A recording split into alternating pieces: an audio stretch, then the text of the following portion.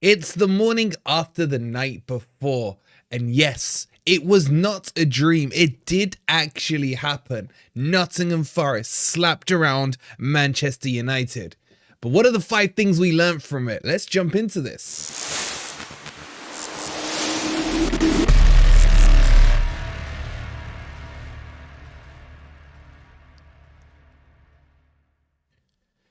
Good morning, good evening, or good night, wherever in the world you are. Hope you're well, and welcome to the 5 things we learnt about Nottingham Forest 2, Manchester United 1. Coming up in today's video, who is better, Rashford or Elanga? We've got to talk about our sensational World Cup winner.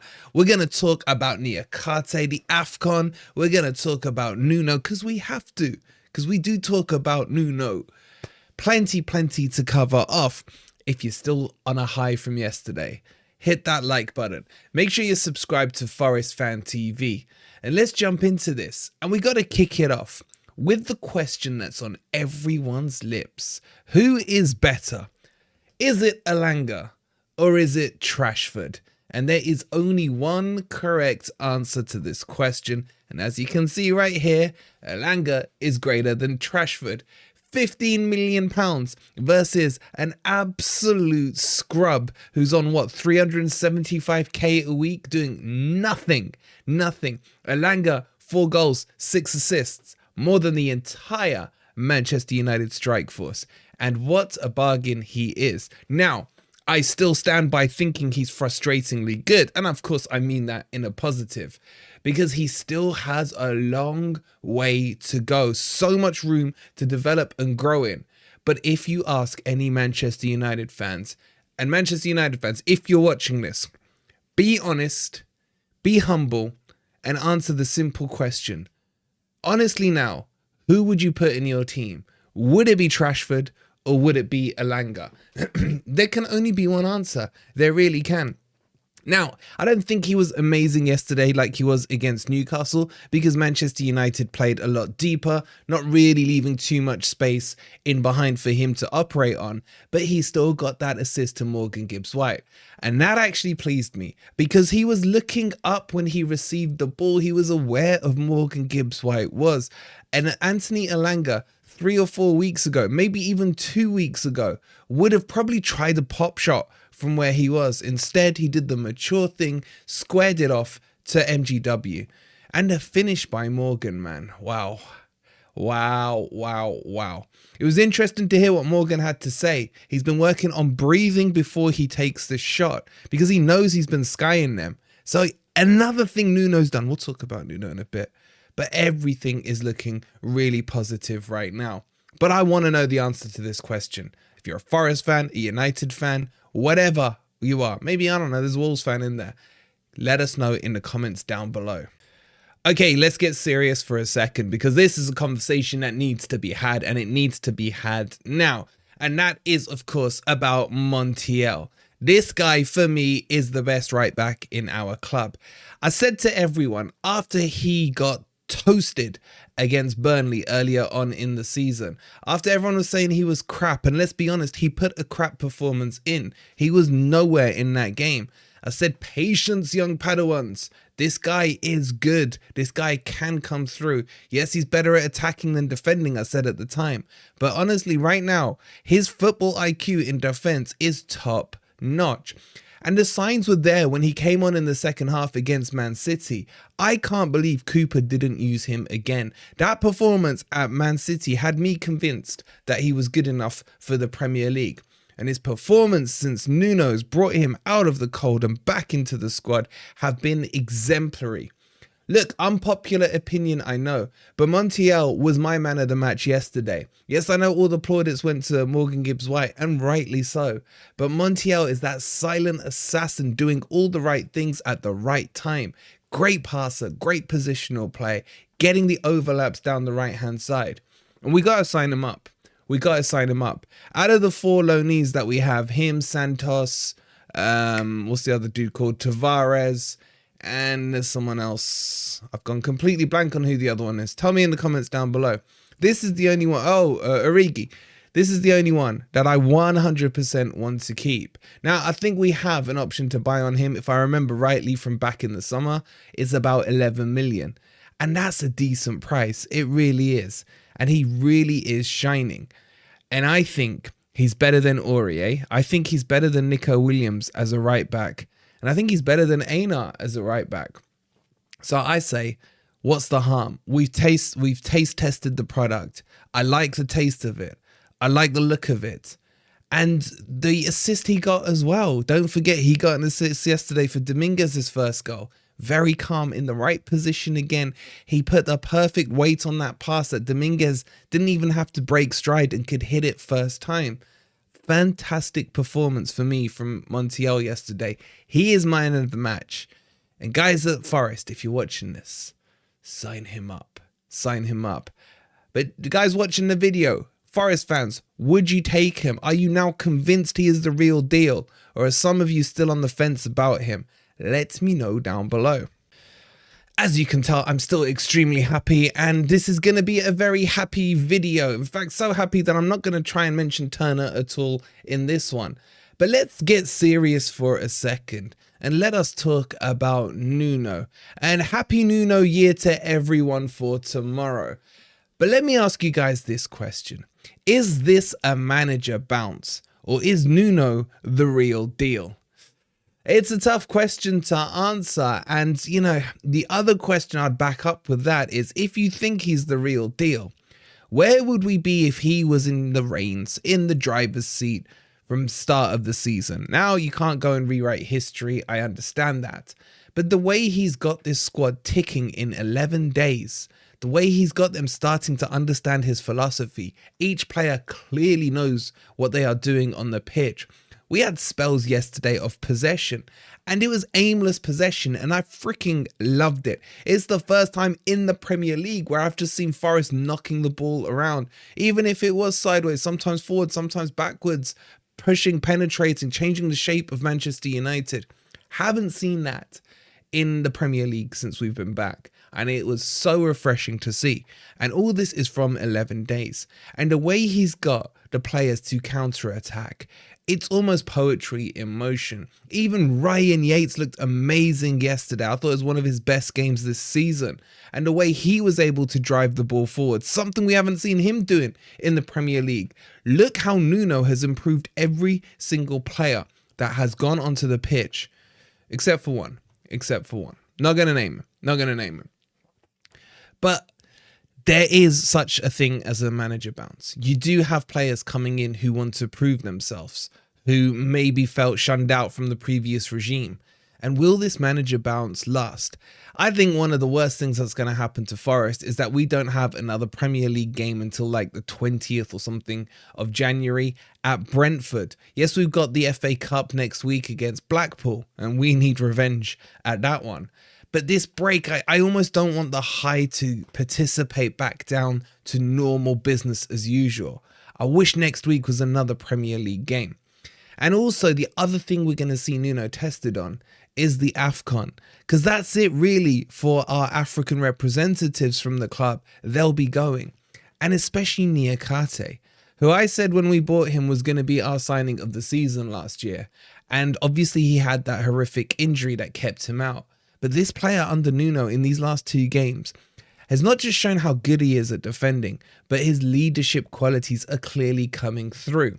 I think he should be at least in the discussion for captain of Nottingham Forest. Just watch back all the huddles under Nuno just before they kick off at the games. Niakate is in there barking instructions, barking orders at the rest of the players. Him and Morgan Gibbs White are doing it. And he hasn't even got the vice captain's armband on. Not that there is one, but you know what I'm saying. So how is Nuno going to deal with these problems coming up with the AFCON? We're going to lose him. Einar's going to go. But that's probably an easy fix. You could put Tuffalo back in there.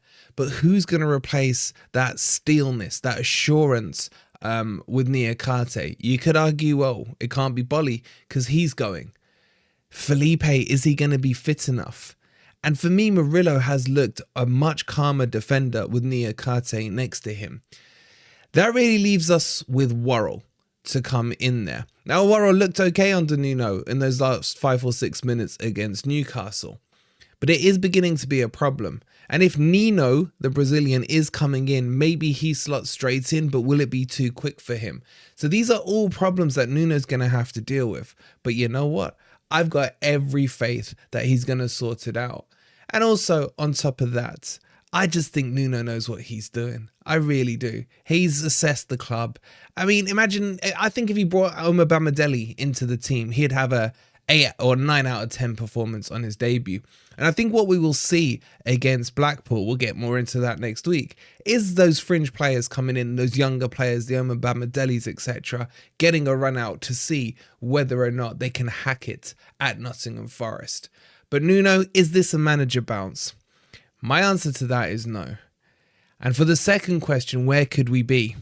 It's hard to tell, but if you look at the rate he's going at right now, and subject, if it wasn't for a Rob Jones referee with brown envelopes, Forest could be 9 out of 9 under Nuno. And honestly, this squad, I've said it so many times, is probably the 11th best squad in the Premier League. Under Nuno, they could have been outperforming that and maybe could have hit Marinakis' objectives of top 10. But what do you guys think? Play devil's advocate. If Nuno had been in charge from day one this season, where the hell would Forest be right now in the league? Let me know your thoughts. All right, I know I said I wanted to keep it positive, and I know I said I didn't want to talk about him, but we can't shy away from our principles on this channel. We have to talk about what needs to be talked about. And I'm done with him. I'm sorry, I'm done with him. I can't. It's not that he's not good enough. It's that his confidence is so shot that I worry about how confident the people or the players in front of him actually are in him. And that in itself can cause problems. Yes, when a keeper makes a mistake, there's no one behind them to back up their mistake. But he is making mistakes on a very regular basis. And that's not even the thing that's triggered me the most about him. It's his goddamn kicking. I lost count of how many times he just kicked that ball out into touch for throw-ins. And then on 2 or 3 occasions had the audacity. I think one of them was looking at Dominguez like, bro, why are you not 9 foot tall? It's your fault you didn't get that one. And you can just tell he's shaking at his knees every time the ball comes near him. And of course, the mistake was the mistake. Now, I rated him a 2 out of 10. A lot of the comments said, how can you be so harsh? For those reasons I've just done. It's an amalgamation of all these errors that he's been making. And it is the one thing that I would dare to question Nuno on. But at the same time, I look at Nuno and think everything you've done, I can't argue about. So if you've seen something in Turner that I can't see, then who am I to question you? But looking at it objectively, he's just not good enough. He's a good shot stopper and a horrific shot stopper at the same time. A lot of people are saying, well, what about the save he made from Bruno's deflected shot? To be honest, that was just an instinctive save. Now, I'm not saying I could have saved it, but it kind of came straight at him and he reflex reacted. And I think that's where his strong points lie, when he doesn't have to think, when he's just instinctive. But when he has to think, he takes too long to think and then panics, as we saw in the stupid goal he gave away. Excuse me. So what am I saying here? Is Turner good enough to be between the sticks? My honest opinion is no. Is Vlachodimos better than him? I don't know is the honest answer. In theory, yes, he is. From when they both came in, I said at the start Vlachodimos should be in, but honestly, neither of them stink to me as, a great goalkeeper. Still say Livakovic should have been got in the summer, but that's by and by now. And I think Forest will have to go into the market and get a goalkeeper. I think it's more critical that we get a safe pair of hands than a backup striker or a winger or what have you. We could bring Dennis back. Dennis will save us that money for the striker or the winger. If Nuno can turn Chris Wood into Cristiano Woodinho, think what he would do with Dennis, a pacey winger who can shoot as well. So that could solve that problem. But the keeper has to be addressed as the #1 issue that Nuno has to resolve. But the good news is Nuno is a goalkeeper himself by trade. He played as a professional goalkeeper. Therefore, he will know what he needs to do and doesn't need this idiot sitting here telling him how to resolve it. So look, if he goes with him again at Brentford or whatever, fine, I'll back him. But boy, does it feel like my butthole puckers up every time the ball comes near him. What do you guys think, and what would you guys do about the goalkeeper situation? Let me know in the comments down below. All right, enough negative stuff. Let's bring it back to the positive, fun stuff. And this, I think, is an interesting question that I want to pose to you guys. Should we be looking up, or should we be looking over our shoulders right now? We are 5 points clear of likes of Luton in the relegation zone. We are 8 points, I think, behind the top 10 positions. But are Forest going in the right direction? The feel-good factor right now at the club makes me feel like I only want to look up and I couldn't give a crap about who's behind us. But Luton still do have a game in hand, so technically we may be 2 points above the relegation zone. But I think it is time now to look up and let this club achieve what this squad is capable of, what this manager is capable of, and what this owner is capable of. Obviously, if Forest go and lose the next couple of games, we'll all be doom and gloom again and panicking and what have you. But right now, what I'm saying is, let's enjoy the situation, because back-to-back wins. And this wasn't like last season where we beat Southampton and then I can't remember who the other one was. Someone in the comments remind me. This is two big name clubs, Newcastle and Manchester United, who are both in the Champions League this season. One was away, one was at home. And I don't care how much in the mud you want to say both those clubs are. And I relish in the fact that Manchester United are in the mud. But you still have to go out there and perform and beat them. And if you can beat those, then how should Forest be performing against those mid-table teams or those relegation fighting teams? Surely these are good signs. So I say let's look up.